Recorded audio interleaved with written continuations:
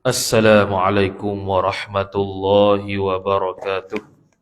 A'udzu billahi minasyaitonir rajim. Bismillahirrahmanirrahim. Alhamdulillahi rabbil alamin wassalatu wassalamu ala asyrafil anbiya'i wal mursalin. Sayyidina Muhammadin wa ala alihi wa sahbihi ajma'in. سبحانك لا علم لنا إلا ما علمتنا إنك أنت العليم الحكيم ولا حول ولا قوة إلا بالله العلي العظيم رب اشرح لي صدري ويسر لي أمري واحلل عقدة من لساني يفقه قولي وسدد لساني واهد قلبي بحق نبيك محمد صلى الله عليه وسلم اللهم أغننا بالعلم وزينا بالحلم وأكرمنا بالتقوى وجملنا بالعافية نوينا التعلم والتعليم والتذكر والتذكير والنفع والانتفاع والإفادة والاستفادة والحث على التمسك بكتاب الله وسنة رسوله صلى الله عليه وسلم ودعاء إلى الهدى والدلالة على الخير ابتغاء وجه الله مرضاته وقربه وثوابه سبحانه وتعالى آمين يا رب العالمين. Kitab Ad-Durrus Tsamin surat 69 daripada atas. Wa qala Syekhul Musannif rahimahullah ta'ala wa nafa'ana Allah bi'ulumihi wa bi'ulumikum wa bi'ulumi masyayikhina fid darain amin ya rabbal alamin. Kata pengarang Asy-Syaikh Daud bin Abdullah Al-Fatani rahimahullahu taala, maka adalah pekerjaannya muwafakat bagi pekerjaan Nabi sallallahu alaihi wasallam, yakni diamalkan syariat Nabi ila akhirih. Jadi sambung perbahasan berkaitan dengan sam'iyat, benda yang belum berlaku tapi akan berlaku. Jadi sam'iyat ataupun ghaibiyat ni merujuk kepada sesuatu perkara yang tidak pernah kita dengar, bukan, yang tidak pernah kita jumpa lagi, tetapi disebutkan dalam Quran. Jadi antara benda yang kita tak pernah jumpa lagi ialah azab kubur. Yang tak pernah jumpa lagi nikmat kubur, tak pernah jumpa lagi sirat, hisab, mati. Itu semua jadi sam'iyat belaka. Jadi antara perkara sam'iyat yang sambung lagi kitab kita ni ialah keluarnya Imam Mahdi. Bukannya orang yang bernama Mahdi. Jadi zaman sekarang ni banyak orang yang mengaku dirinya Imam Mahdi, padahal dia tidak ada ciri-ciri Imam Mahdi. Jadi antara benda yang menjadi ciri-ciri Imam Mahdi ialah namanya Muhammad bin Abdullah. Nama dia sebiji macam Nabi sallallahu alaihi wasallam dan dia keluar daripada keturunan Nabi sallallahu alaihi wasallam. Jadi kalau orang yang mengaku Imam Mahdi tadi tak ada hak ni, memang confirm bukan Imam Mahdi lah. Dia nama pelik-pelik ke apa ke, itu bukan Imam Mahdi.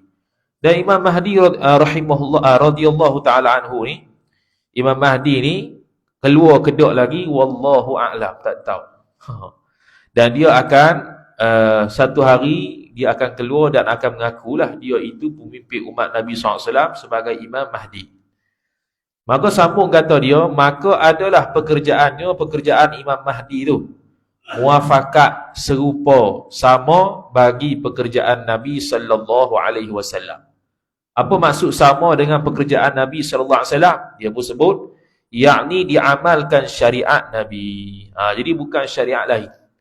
Hatta turun Nabi Isa alaihi salam pun bukan dengan syariat baru, tetapi dengan syariat Nabi sallallahu alaihi wasallam. Cumanya bila turun Nabi Isa alaihi salam di akhir zaman, maka dia tidak guna mazhab mana-mana. Dia bukan mazhab Syafi'i, dia bukan mazhab Hambali, bukan mazhab Maliki, bukan mazhab Hanafi. Kerana dia seolah-olah sebanding dengan mujtahid mutlak. Bila dia mujtahid mutlak, maka haram dia bertaklid salah satu daripada mazhab. Seperti mana Imam Syafi'i haram bertaklid kepada Imam Malik, Imam Malik haram bertaklid kepada Imam Abu Hanifah dan sebagainya, kerana mereka sudah mencapai tahap mujtahid mutlak. Adapun orang yang biasa, orang awam macam kita ni, wajib bertaklid dalam bab fiqh. Fas'alu ahla dzikri in kuntum la ta'lamun. Bertanyalah kepada ahli ilmu jikalau kamu tidak tahu. Itu firman Allah Ta'ala secara umum yang secara mutlaknya menyuruh kita untuk bertaklid ataupun bertanya kepada ulama benda yang kita tak tahu. Jadi dia tidak membawa syariat baru, bahkan dia beramal dengan syariat Nabi sallallahu alaihi wasallam.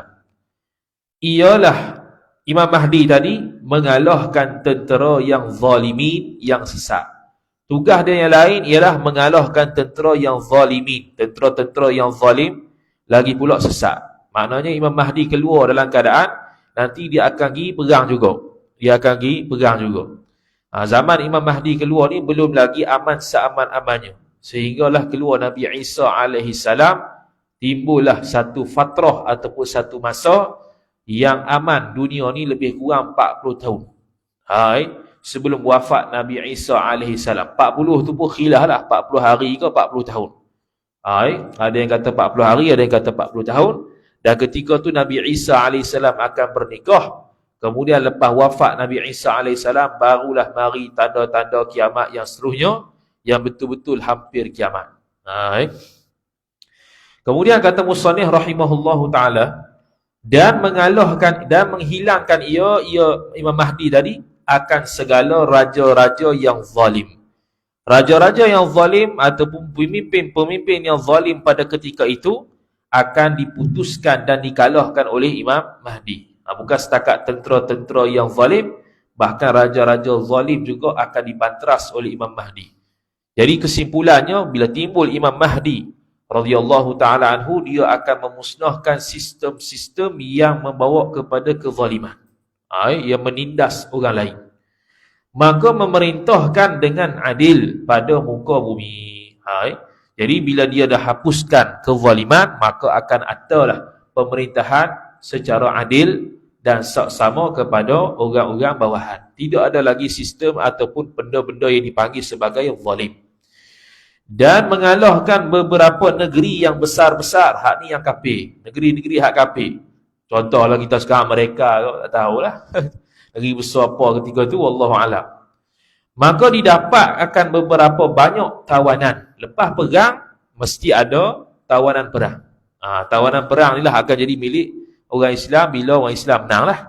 Itu kita kembali kepada zaman Nabi SAW. Apabila sesebuah kelompok itu menang perang, maka orang yang kalah tu jadi tawanan. Jadi orang yang kalah tu jadi tawanan, ikut sukalah nak bunuh ke, nak pakai ke, dia jadi hamba ke, boleh berlaku bila jadi tawanan perang. Termasuklah harta yang ditawan. Jadi harta yang ditawan ketika perang dia panggil khumus, al-khumus, istilah dia. Akan dibahagi-bahagikan kepada beberapa orang Islam hasil harta rampasan perang dia panggil. Jadi khumusul khumus tu kena belajar asing lah. Pembahagian dia cukup banyak.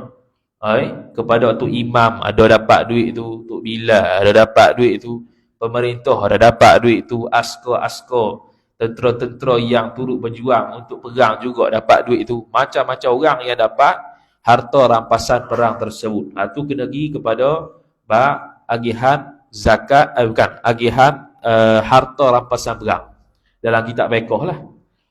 Kemudian dia kata hingga diraupkan harta akan sebagai raup. Raup ni apa pula?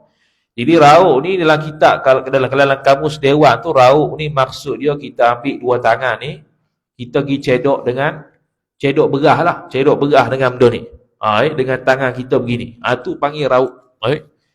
Jadi nanti harta tawanan perang banyak, harta rampasan perang pun banyak. Jadi harta rampasan perang tu akan diberikan kepada orang-orang yang mengikuti Imam Mahdi, itu orang Islam lah.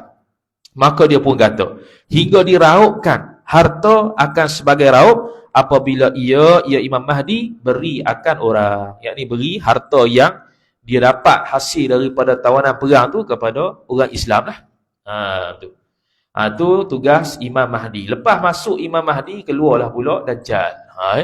Keluarlah pula Dajjal. Dajjal pula mari selama lebih kurang 40 hari.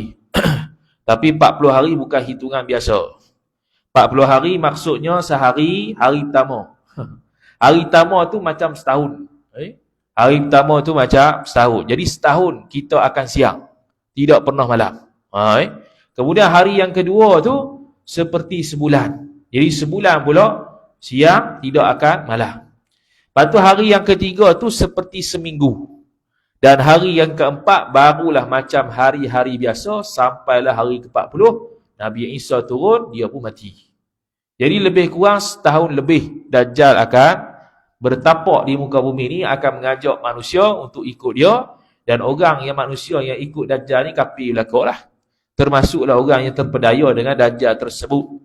Jadi antara benda yang diperdayakan ialah dia berikan makanan, kerana apabila Dajjal mari satu tempat tersebut, maka tempat tersebut akan kering.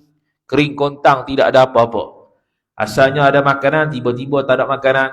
Asalnya ada air, tiba-tiba kering, tidak ada air. Sungai kering, habis kering lah kau. Jadi dia mari untuk beri air dengan syarat ikut dia. Jadi kalau kita ikut dia, hukum dia kafir. Sebab apa? Sebab nak ikut dia, kena iktiraf dia tu Tuhan. Bila iktiraf orang lain selain Allah itu Tuhan, itu syirik kepada Allah Ta'ala. Maka bila syirik pada Allah Ta'ala, hukum dia kafir lah. Ada juga yang datang kepada, ada juga Dajjal datang tu dalam keadaan dia memberikan tawaran untuk hidupkan mak pak dia semula yang telah mati. Dan dia pun terpedaya, padahal yang mak pak yang dihidup tu kan mak pak hak betul, hak tu iblis hak tolong dia. Setan hak tolong dia, tolong rupakan diri dia tu jadi mak bapak kawan tu, sehingga dia boleh terpedaya dengan Dajjal dan ikut Dajjal. Wal'iyadu billah.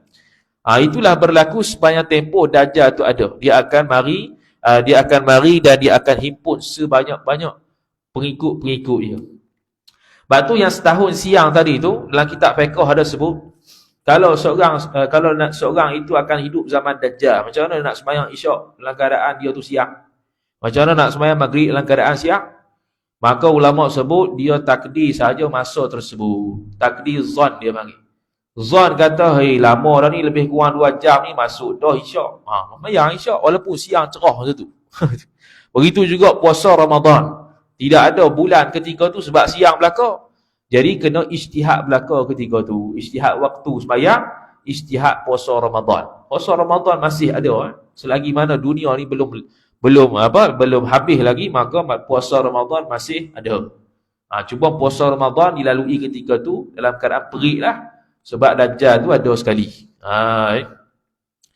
Kemudian kata musannif rahimahullahu ta'ala, dan lagi setengah daripada perkara yang sam'iyat yang lagi akan datang tu ialah turunnya Nabi Isa ibnu Maryam. Setengah daripada alamat kiamat lah ni, turunnya Nabi Isa ibnu Maryam. Jadi Nabi Isa AS sekarang hidup di atas langit sana, diangkat oleh Allah Ta'ala pada zaman dia, ketika difitnah, ketika puak dia mengaku kata dia ni Tuhan, maka Allah Ta'ala akan mengangkat dia. Yang mereka salib ketika itu ialah bukan Nabi Isa, tetapi Allah menjelmakan rupa macam Nabi Isa, maka mereka mempercayai kata yang disalib itu ialah Nabi Isa, padahal bukan Nabi Isa. Jadi Nabi Isa AS akan turun dan dia akan membawa syariat Nabi SAW. Dan keluar Dajjal, yang iaitu Dajjal tu sebesar-besar fitnah. Iaitu sebesar-besar fitnah di dunia. Paling besar sekali dia. Sehingga dikatakan dalam hadis, kalau Dajjal tu keluar, maka para suami terpaksa mengikat anak perempuan dan isteri mereka di tiang-tiang rumah masing-masing. Kerana kalau tak ikat, mereka akan ikut Dajjal. Kalau tak ikat, mereka akan hidup pula. Mereka akan ikut Dajjal. Sampai Nabi kata kena ikat. Tak tahulah zaman tu lagu mana. Zaman sekarang tak tunggu Dajjal. Mari artis dia tahu tak. Perempuan tunggu ke airport. Padahal apa haram tak dapat. Bukan dapat pahala pun. Orang dapat pahala haji umrah tunggu ke airport tak apa juga. Tak ada apa. Benda lara je. Tanpa haram pula pergi sentuh dia dan sebagainya. Tu lagilah dosa. Maka dia kata Dajjal iaitu sebesar-besar fitnah. Maka bahawasanya awal nyatanya. Betul tu. Maka bahwasanya awal nyata Dajjal, mana awal-awal keluarnya Dajjal itu menyatakan salah dan agama, menyatakan kebaikan dan agama. Dia awal-awal dia akan pengaruh orang. Dia bukan yang menunjukkan lagi kedajalan dia tu. Dia akan pengaruh orang lah pertama-tama. Dia ajak ke arah keagamaan, ke arah kebaikan. Dia pengaruh orang. Dia kena ada pengaruh. Lepas dia buat begitu, kemudian ia Dajjal mendakwa akan nubuwah. Lepas pada tu dia mendakwa dia Nabi. Berasa dia elok dengan dia dah, dia pun lama-lama mendakwa dia ni seorang Nabi. Lepas pada tu, kemudian ia Dajjal mendakwa akan Allah. Lah kali dia akan mendakwa dia ni lah Tuhan. Dia ni lah Allah yang mentadbir sekalian alam. Dan dengan izin Allah Ta'ala, dia akan buat perkara-perkara yang bagi kita nampak pelik. Dia akan menurunkan hujan, dia akan mengeringkan lautan, dia akan beri makanan dan minuman dan sebagainya. Macam seolah-olah Tuhan. Jadi orang yang tidak belajar akidah ketika itu, maka takut-takut dia terpengaruh, kata itulah Tuhan. Sebab tu Tuhan tidak bertempat, Tuhan tidak berarah, Tuhan tidak berjisim. Itu fungsi belajar tu supaya nanti andai kata takdirnya kalau jumpa Dajjal, kita boleh kata dia bukan Tuhan. Kemudian dia kata, dan iaitu Dajjal tu kazzab. Kazzab ni atas wazan fa'al, sirah mubalaghah, makna orang yang paling banyak bohong. Kalau kazibun orang bohong ya, kalau kazzab orang yang banyak bohong. Musailimah al-kazzab, orang yang mengaku Nabi. Dia al-kazzab, orang yang sangat bohong. Sehingga terpedaya orang-orang di sekitar kawasan tu kepada Musailimah al-kazzab bahawa dia tu Nabi. Jadi Allah Ta'ala menunjukkan perkara-perkara luar biasa yang dipanggil sebagai ihanah, iaitu perkara luar biasa untuk menghinakan dia. Antaranya ialah dia meludahkan perigi. Yang mana perigi itu Nabi SAW kalau ludah, perigi itu timbul air. Tapi dia ludah, kering air itu. Sampai tak tubi air. Ada juga Nabi SAW ludah kepada mata sahabat untuk sembuhkan mata dia yang kena panah. Kemudian Musailimah al-Kadzab pun ikut juga. Bukan tambah baik, dua-dua belah mata buta. Itu dia panggil ihanah. Perkara yang luar biasa berlaku untuk menghinakan dia dan untuk memberitahu pada orang bahawasanya dia tu tak betul. Itu Musailimah al-Kadzab. Kemudian dia kata, lagi pula mal'un, yang dilaknat. Jadi Dajjal yang dilaknat. Laknatnya Dajjal ni sehingga tak pernah disebut dalam Al-Quran. Iblis laknat pun sebut dalam Quran, Iblis tu. Tapi Dajjal tak pernah disebut dalam Quran. Carilah mana-mana ayat, tak ada. Yang ada Ya'juj dan Ma'juj. Hak tu pun akan keluar. Ya'juj dan Ma'juj ni spesies manusia hak besar-besar belaka. Yang mana kata Nabi SAW dalam hadis atau qamaqal, kalau dia lalu dalam satu sungai, maka sungai itu kering. Sebab semua diminum oleh Ya'juj dan Ma'juj. Dan dia mati nanti kepada zaman Nabi Isa AS. Kronologinya Imam Mahdi keluar dulu, kemudian Dajjal. Lepas keluar Dajjal, semua pakat lari, kemudian turun Nabi Isa. Bila lepas Nabi Isa turun, mati Dajjal, keluar pula Ya'juj dan Ma'juj. Ya'juj dan Ma'juj itulah pada waktu itu zaman yang zaman kesukaran, zaman hak payah yang ditimpa oleh Nabi Isa AS nak bawa umat ke mana. Semua pakat sembunyi di belakang-belakang bukit kerana Ya'juj dan Ma'juj keluar. Sehinggalah tak tahu nak buat apa Ya'juj dan Ma'juj ni. Dia berdoa pada Allah Ta'ala supaya menghapuskan Ya'juj dan Ma'juj. Maka Allah Subhanahu Wa Ta'ala menghantar makhluk Allah yang bernama ulat saja untuk memakan seluruh tubuh badan Ya'juj dan Ma'juj. Maka mati segala Ya'juj dan Ma'juj dengan ulat saja. Bila mati dengan ulat pula, mayat bergelimpangan di atas muka bumi. Mayat tu berterabur ke atas muka bumi itu sekira-kira kalau nak letak tapak kaki tu tak boleh nak pijak bumi. Dia akan pijak badan dia. Sebab semua Ya'juj dan Ma'juj belaka. Maka sekali lagi Nabi Isa akan minta pada Allah Ta'ala untuk musnahkan Ya'juj dan Ma'juj ni tanpa menguruskan jenazah dia. maka Allah Ta'ala hantar hujan, maka hujan tu akan melarutkan badan dia dan dia pun habis, hilang. Tu cerita Ya'juj dan Ma'juj. Kemudian kata musannif rahimahullahu ta'ala, menyesatkan manusia. Dajjal pula menyesatkan manusia dengan bagai-bagai sesat, dengan pelbagai kesesatan yang ditunjuk, dan bagai-bagai fitnah. Antara fitnah dia mengaku dia Tuhan, dia mengaku dia boleh hidupkan mak pak dia boleh hidupkan tok guru dia boleh beri makan dan minum, dia boleh turunkan hujan, dan memang berlaku dengan izin Allah Subhanahu wa taala. Maka apabila keluar Dajjal, meratakan segala muka bumi. Merata ni makna dia pergi habis seluruh dunia. Pergi habis melainkan Mekah dan Madinah dan Baitul Maqdis. Tiga ni tak boleh masuk. Tiga ni tak boleh masuk. Jadi ketika Dajjal pergi kepada Madinah, dia tak boleh masuk Madinah, kawasan yang tertentu, tapi dia hanya boleh pandang daripada jauh. Maka orang munafik yang berada di dalam Masjid Madinah ketika itu, mereka akan keluar tak kerana ketakutan, mereka akan keluar dan ikut Dajjal. Orang yang beriman saja ketika itu akan duduk tetap dalam Masjid Madinah tersebut. Orang munafik, orang yang dikehendaki Allah Ta'ala sejak azali untuk ikut Dajjal, dia akan keluar daripada masjid tersebut dan akan ikut Dajjal. Jadi bukan bermaksud nanti kalau tiba zaman Dajjal pergi Madinah selesai. Tak selesai. Kita tak tahu tu. Nabi SAW kata kalau jumpa Dajjal suruh lari, bukan suruh dekat. Itu buat berani. Tak apa, aku ada sifat 20. Pelotak dia. Nabi SAW suruh lari. Kalau dia mari di tempat kamu kena lari. Itu suruhan Nabi SAW.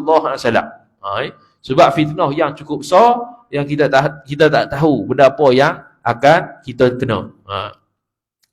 Maka membunuh akan Dajjal oleh Nabi Isa. Nabi Isa akan bunuh. Bunuh lagu mana? Dengan Dajjal tengok Nabi Isa saja. Dajjal tengok Nabi Isa, maka seperti garam yang larut di air. Bukannya mati berdebok gitu dah. Dajjal seorang ya. Jadi dia tengok Nabi Isa, maka badan dia akan larut macam garam dalam air. Matilah Dajjal. Lepas tu tunggu pula Ya'juj dan Ma'juj. Maka duduk ia Nabi Isa pada bumi, yakni pada muka bumi Allah Ta'ala ni, menghukumkan dengan syariat Muhammad sallallahu alaihi wasallam. Jadi dia bukan sebagai pengutus rasul yang baru dah. Kerana Nabi sallallahu alaihi wasallam khatamun nabiyyin wal mursalin, penutup sekalian nabi dan sekalian rasul. Jadi dia hanya menyambung sahaja syariat Nabi. Dia bukan turun sebagai nabi, sebagai membawa syariat baru, bahkan untuk menyambung syariat Nabi sallallahu alaihi wasallam. Antara tugas dia lagi, maka membunuh akan khinzir, babi. Antara tugas Nabi Isa juga, dia akan bunuh habis semua babi atas dunia ni. Kampung Jati ada babi, dia bunuh semua habis, dia bunuh lah kau. Tak ada lah khinzir ketika itu. Dan khinzir ni hukum, kalau dari sudut hukum, kalau sentuh dia apa semua tu, tidak disebutkan dalam hadis Nabi sallallahu alaihi wasallam. Yang ada sebut adalah anjing. Jadi ulama kata khinzir ataupun babi ni sama dengan anjing. Sebab apa? Sebab khinzir ataupun babi ni lebih teruk daripada anjing. Jadi kalau anjing yang Nabi SAW suruh basuh 7 kali tu, maka lebih-lebih lagi lah khinzir ataupun babi juga kena sucikan. Kalau kena sesuatu dengan dia tu 7 kali juga. Kerana khinzir dan babi lebih teruk daripada anjing. Anjing ada faedah, babi tak ada faedah.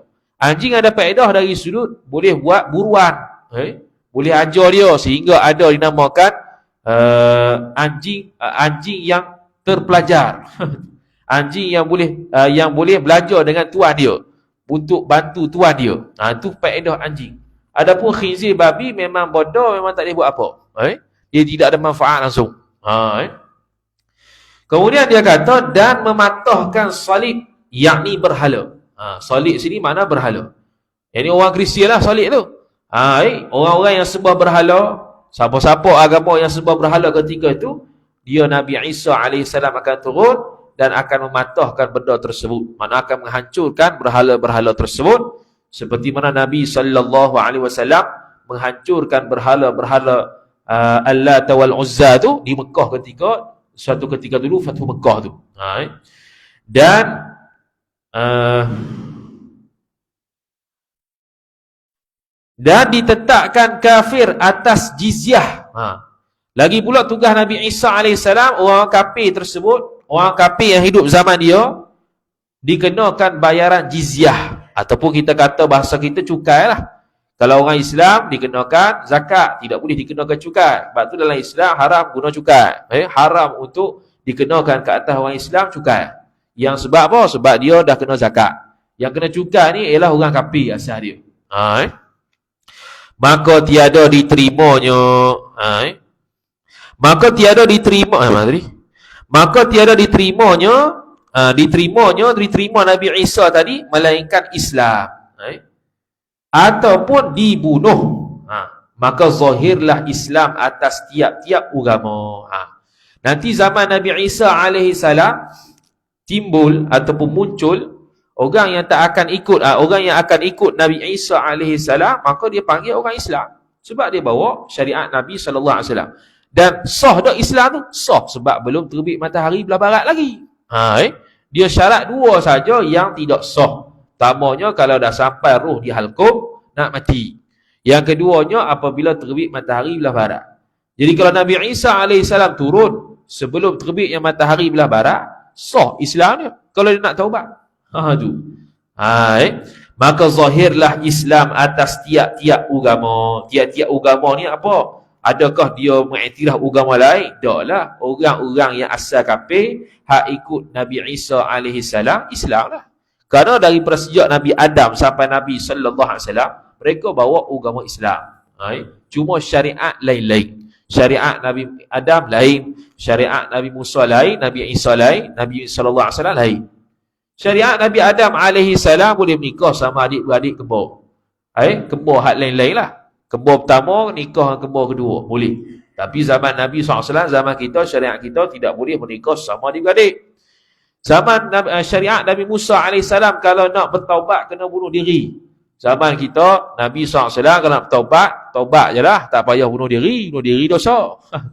Zaman Nabi Musa AS, kalau terkena najis, maka tidak boleh basuh, kena potong baju tersebut, tempat najis tu. Maka zaman kita Nabi SAW tak perlu potong, bahkan boleh basuh dengan air. Itu antara syariat-syariat Nabi SAW yang menasahkan atau memansuhkan, membatalkan hukum-hukum hak terdahulu. Dan tiada tinggal melainkan agama Islam jua. Ketika itulah semua ikapi habis belaka, dibunuh. Dan setengahnya keluar, dan setengah daripada alamat kiamat. Rujuk hak dulu, alamat kiamat. Keluar Ya'juj dan Ma'juj. Dua kelompok manusia yang sekarang ni dikurung, tak tahu di mana. Sekarang ni dikurung, tak tahu di mana. Dan keluarnya matahari daripada maghrib. Maghrib ni barat. Sebab kita asalnya keluar terbit matahari daripada timur ke barat. Tiba-tiba satu hari nanti keluar ke barat, kemudian turun ke timur. Terbalik. Ketika itu taubat tidak diterima, masuk Islam pun tidak sah, habis belaka dah. Kira habis muktamad tu. Kalau dah keluar matahari terbit belah barat, selesai. Hak taubat tak akan terima dah taubat. Hak tak Islam tak akan terima dah Islam, walaupun dia mengucap syahadah. Dan keluar dabbatul ard. Dabbah ni bahasa Arab, kalau terjemah dia binatang yang melata. Jadi ada nanti di akhirat pula. Di akhir zaman ada satu binatang. Binatang ni ada 4 kaki, yang sekali dia langkah tu sejauh mata memandang. Laju lah. Dia buat apa kerja dia? Kerja dia pi kepada tiap-tiap orang, setiap orang dia akan pergi, dia akan cok orang ni Islam ke kafir. Dia akan cok orang ni Islam ke kafir. Itu tugas dia, dabbatul ard. Binatang tersebut akan mari tiap-tiap seorang, mari cok orang ni Islam ke kafir. Dan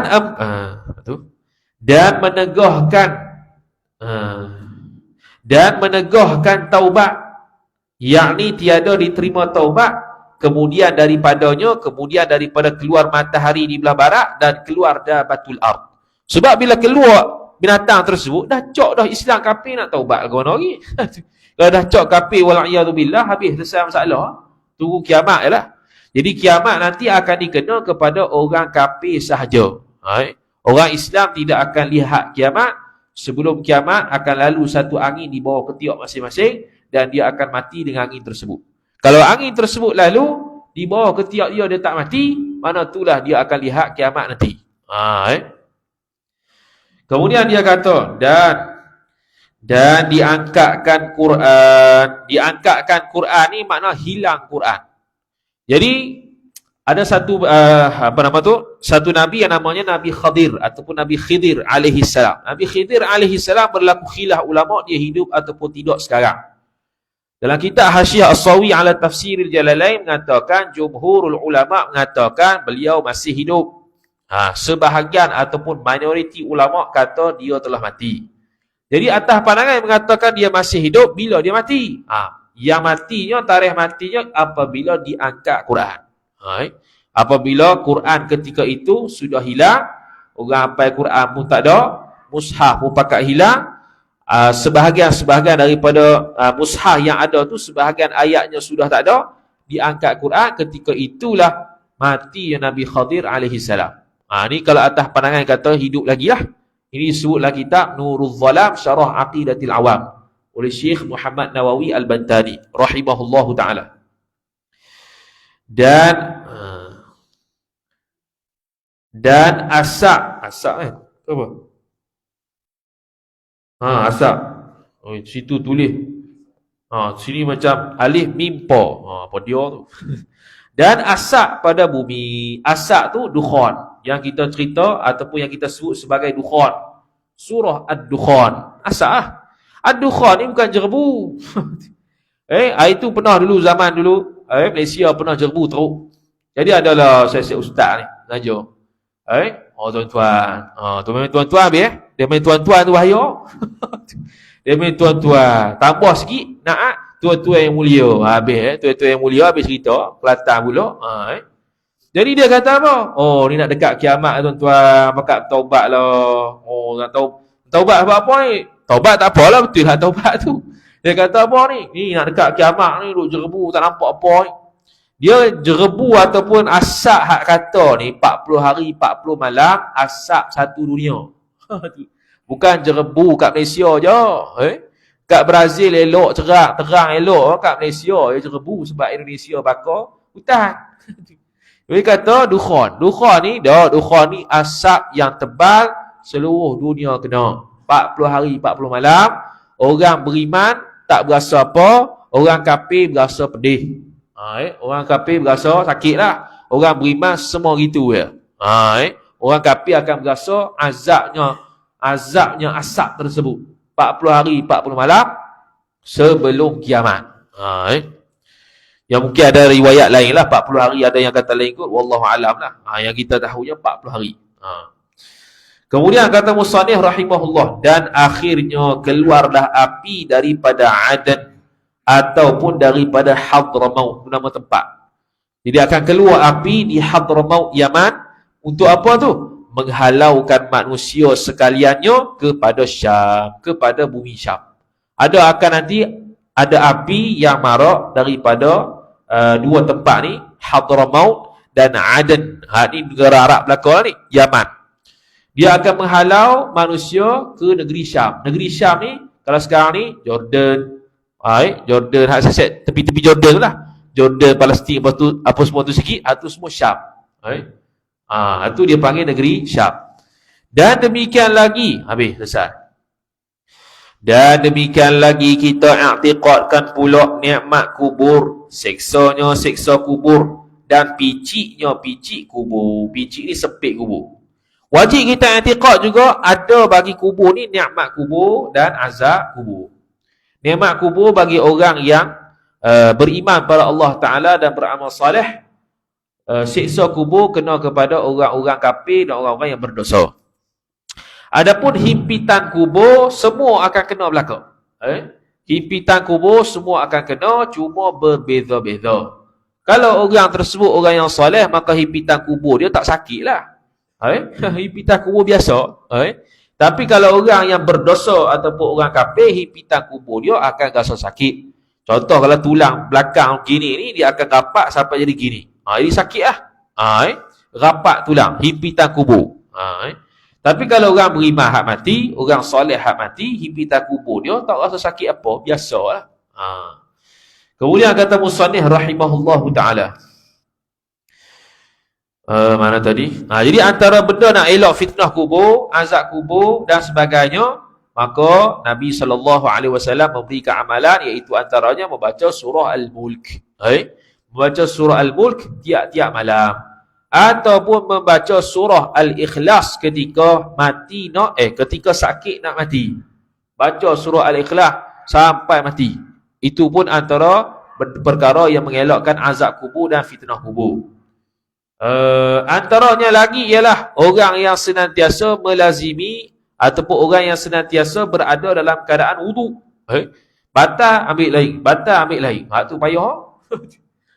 Kita dah ambil elok-elok dah, masuk kata berat kata Allah. Pukul 1 lah. Malah. Baik. Tu orang yang benda yang senang, benda yang mudah kita sebut tapi payah nak amal. Antaranya lagi ini hadis dhaif mengatakan siapa-siapa yang mati meninggal pada malam Jumaat ataupun hari Jumaat juga terlepas daripada siksa kubur. Itu hadis yang dhaif lah. Boleh juga pegang tapi hadis itu hadis dhaif. Dia akan sebut nantilah kitab kita ni.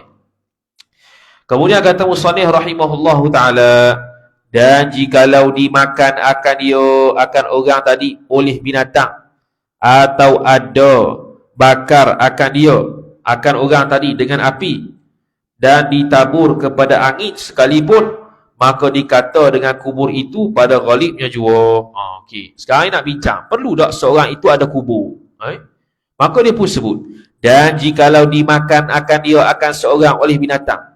Kalau dia ni duduk dekat hutan, duduk kat Afrika tu, dia duduk kat hutan mana tahu sesat, tiba-tiba harimau bahang dia. 10 harimau bahang dia. Habis makan, tak ada jasad. Jadi mati dia, mati. Ada kubur tak? Tak ada kubur. Pada zahir tak ada kubur. Satu. Ataupun dibakar akan orang tersebut. Dia dibakar. Orang buat nanya kat dia dibakar sampai tinggal abu-abu saja. Tak ada apa tulang apa tak ada lah. Tinggal abu saja. Dengan api. Okey, habis. Dan ditabur kepada angin sekalipun. Ditabur pada angin makna kalau jadi api, kalau dia dibakar dengan api, kemudian bila jadi abu, dihilangkan ataupun ditiupkan oleh angin, sekalipun gitu, maka dikatakan dengan kubur itu pada ghalibnya jua. Dikatakan pada orang-orang macam ni, ada juga kubur. Cuma kubur hak kita tak tahu nak lawat kat mana lah. Ada tak kubur dia? Ada kubur dia yang tersendiri. Bukan kuburnya yang macam kita tanam tu, bukan. Dan setengah daripada nikmat kubur itu, diluaskan kubur seorang hingga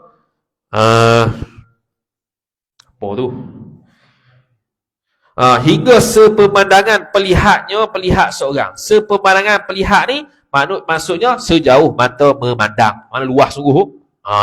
Luas sungguh, padahal kita tanam tu besar tu je. Tiba-tiba pada masuk alam barzakh, dia dapat lihat kubur itu seluas mata memandang, sangat-sangat selesa. Dan nikmat kubur ketika itu ada dah ada dah ura-ura nikmat-nikmat syurga. Ada dah ura-ura nikmat-nikmat syurga ketika itu. Tidak ada apinya, tidak ada ular kalau jengkingnya nak menyengat dia, tak ada belaka.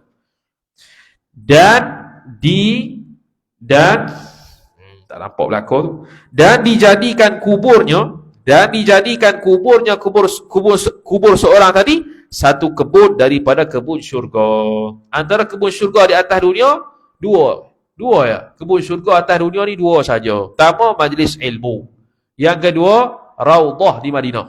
Dua tu saja kebun syurga di atas muka bumi. Hak lain pada tu tak ada. Tunggu pula dikubur. Dan dibukakan pintu kepada syurganya syurga seorang. Dia tak sabar nak masuk syurga, maka Allah Ta'ala bagi montaj, bagi promotion sikit. Dia bagi pemanah badan. Nak tengok tu syurga mu akan datang. Dia buka pintu dia baru. Dia tak masuk lagi, buka pintu je. Dan dihamparkan daripada hamparan syurga. Hamparan syurga ni apa dia? Wallahu a'lam. Permaidani ke apa, ikut kita lah nak terjemah lagu mana pun. Cuma syurga neraka ni benda yang tidak terlintas di kepala, benda yang tak pernah dilihat di mata, tak pernah didengar di telinga. Jadi kalau kita kata pemaidani sekalipun, bukan pemaidani ya. Kita kata kapek kot, bukan kapek. Sebab apa? Sebab kapek boleh kita terlintas dengan dia.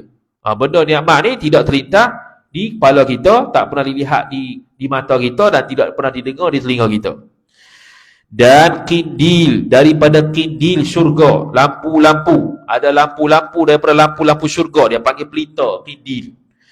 Maka dapat nikmat itu bagi ruh seorang dan jasadnya, jasad seorang. Ini i'tiqad ahli-sunnah. Jadi ahli-sunnah wal jamaah sebut yang dapat nikmat tu siapa dia? Ruh dia serta jasad. Bukan ruh saja. Dan bukan jasad saja. Jasad serta ruh.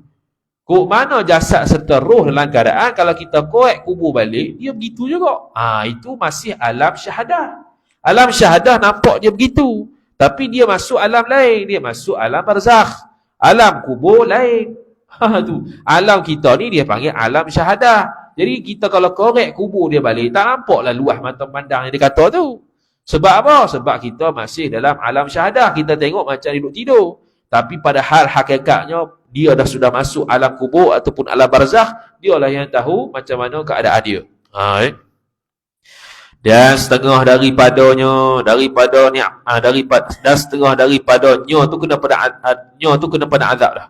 Setengah daripada azabnya azab kubur bagi orang kafir dan orang asi, orang yang bermaksiat pada Allah tetapi dia Islam. Dipicikkan kuburnya, kubur seorang tadi, dipicik, dihipitkan sehingga bertemu antara tulang belulangnya. Sakitlah. Dan dilentangkan api pagi-pagi dan petang-petang. Dilentangkan api, makna dikubur nanti orang yang ahli maksiat wal'iyadzubillah dan ahli kafir wal'iyadzubillah, dia akan dilentangkan dah api neraka tu pada pagi dan petang. Jadi orang-orang yang meraihkan kelahiran Nabi SAW, iaitu Abu Lahab, dia kafir, tapi dia diberi cuti oleh Allah Ta'ala sehari, kerana waktu tersebut dia meraihkan kelahiran Nabi SAW. Sehari dia cuti. Itu orang kafir. Kalau orang Islam yang mukmin, yang beriman dengan Allah Ta'ala, bergembira dengan kelahiran Nabi SAW, apatah lagi lebih daripada itu. Dan didatangkan ular dan kala jengking dan lainnya daripada bagai-bagai azabnya, azab kubur. Ular tu apa? Patuk dia. Kalau jengking sengat dia. Itu kerja dia. Mari malaikat maut pula. Malaikat munkar nakir pula tibai dia. Sekali tibai terbenam 70 lapis lagi terbenam kepada 7 lapis bumi. Terbenam habis kawan tu. Angkat balik, bubuh balik. Terbenam lagi 7 lapis bumi, angkat balik. Itulah sampai kiamat. Sampai kiamat orang yang kafir dan orang yang bermaksiat. Sebelum daripada itu dia akan tanya soalan lah. Soalan ni walaupun soalan bocor, tapi dia tak boleh jawab. Sebab iman dia akan jawab. Bukan dia akan jawab. Iman dia akan jawab. Jadi kalau di akhirat, kalau di atas dunia ni dia tahu Tuhan tu Allah. Tapi nanti bila dia mati, kalau dia kafir, kalau dia mati, dia nak sebut Allah tu tak boleh. Sebab bukan dia yang jawab, iman dia jawab. Iman dia tidak kenal Allah. Sebab dia kafir dengan Allah Ta'ala, maka dia nak sebut Allah pun tak boleh. Bila kata tak boleh, mana seolah-olah dia tidak mengaku Tuhan tu Allah. Maka ditibailah dia sampailah kiamat. Lepas tu kiamat, masuk kiamat, kena tunggu pula. Azab tunggu kiamat pula. Tunggu hisab tu azab pula bagi orang kafir, bagi orang yang bermaksiat. Lepas tu masuk sirat, terbenam dalam neraka, masuk selama-lamanya. Itu orang takdir orang kafir. Kemudian dia kata lagi, dan didatangkan habis. Dan datang daripada hadis bahawa diringankan bagi orang asi, orang yang bermaksiat, dan diangkatkan azab kubur tadi itulah pada malam Jumaat. Ada hadis yang kata orang mukmin yang maksiat ni bila malam Jumaat dia rehat. Malam Jumaat dia tidak dikenakan azab kubur. Dan juga bulan Ramadan. Wallahu ta'ala a'lam. A'udzu billahi minasyaitonir rajim. Bismillahirrahmanirrahim. Alhamdulillahi Rabbil Alamin. Wassalatu wassalamu ala ashrafil anbiya'i wal mursalin Sayyidina Muhammadin wa ala alihi wa sahbihi ajma'in.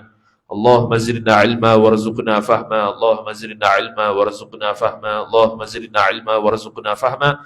Wa sallallahu ala sayyidina Muhammad wa ala alihi wa sahbihi wa baraka wa sallam. Walhamdulillahi Rabbil Alamin. Wassalamu alaikum warahmatullahi wabarakatuh.